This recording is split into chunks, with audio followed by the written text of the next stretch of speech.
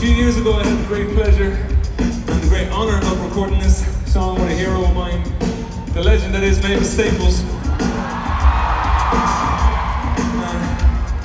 I wrote this song to remind myself of all the small ways that people in everyday life very often show up for each other, you know what I mean?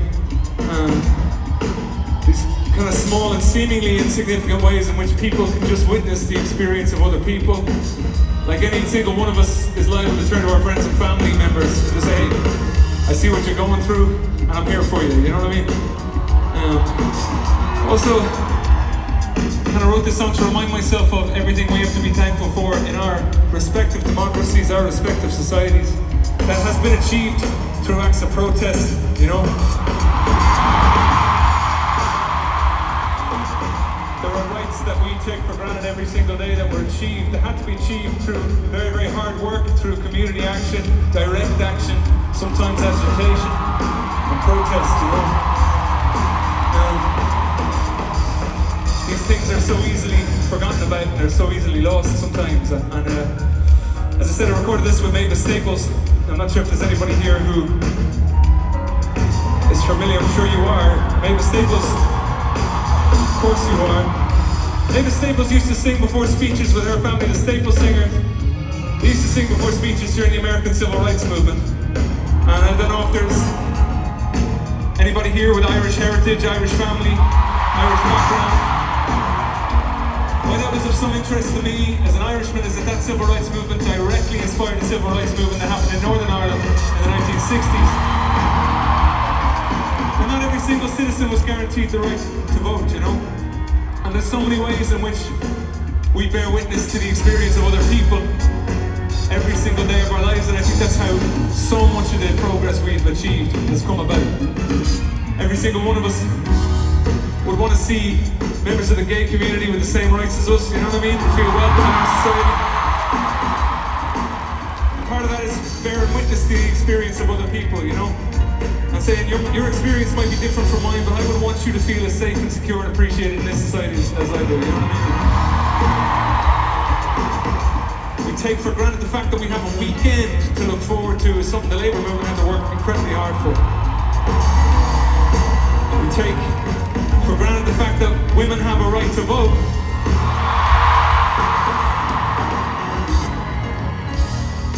We can take for granted, at our peril, women's reproductive rights and full control over their reproductive system. That's something that my country in 2018 only began to achieve, in 2018, you know, and it wasn't until people started putting their feet on the street that politicians would issue a mumbling word to something that was endangering the lives of women for generations. And I feel quite moved to be here at a time where there are thousands and thousands of people putting their feet on the street and walking towards government to say, no, this is not what we agreed upon, this is not what we agreed to be governed under, you know? And to march in the face of the stripping away of Indigenous rights in the name of equality. Again, that's just bearing witness to history and bearing witness to the experience of your neighbor, you know, and so much of it is just everyday empathy, everyday compassion, you know, and I believe that at the heart of it, people are good. I'll die on that fucking hill. I think no one wants their neighbor to live in fear of hatred, in fear of racism. No one would want to see also their neighbor live in fear of anti-Semitism or Islamophobia, you know what I mean?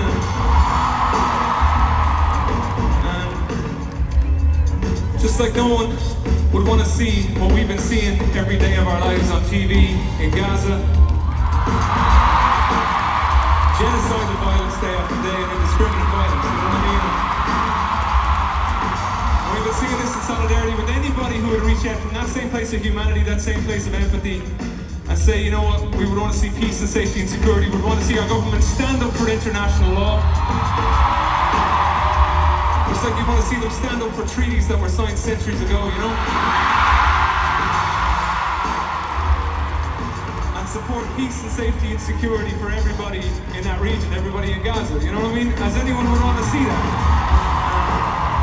That's something peace and safety and security for everybody in our region would of course mean seeing a Palestine that's free from occupation. And a Palestine that's free from occupational violence and free to move towards true self-determination and statehood.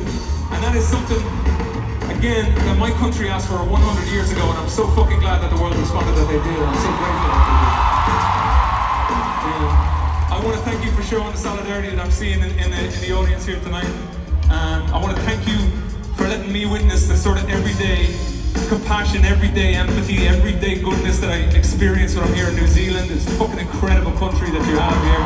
Incredible people. And I want to thank you for letting me speak from the heart for one moment. Thank you, sincerely. It's not the waking, it's the rising. It is the grounding of a food uncompromising. It's not for good of a life. It's not the opening of eyes. It's not the waking, it's the rising. It's not the shade we should be casting. It's the light and it's the obstacle it passes. It's the heat that drives the light. It's the fire it ignites. It's not the waking, it's the rising. It's not the song, it is the singing. It's the heaven of a human spirit ringing. It is the bringing of a light. It is the bearing of a rain. It's not the waking, it's the rising. No could cry.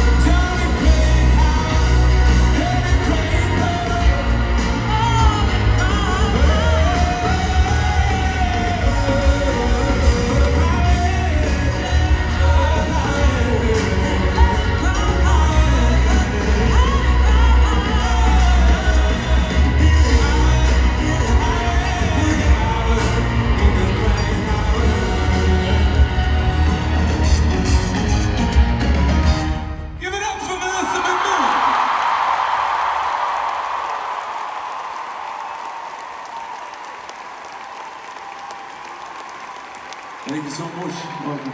Sincerely. Let me introduce you to this incredible band one more time before we go. Joining me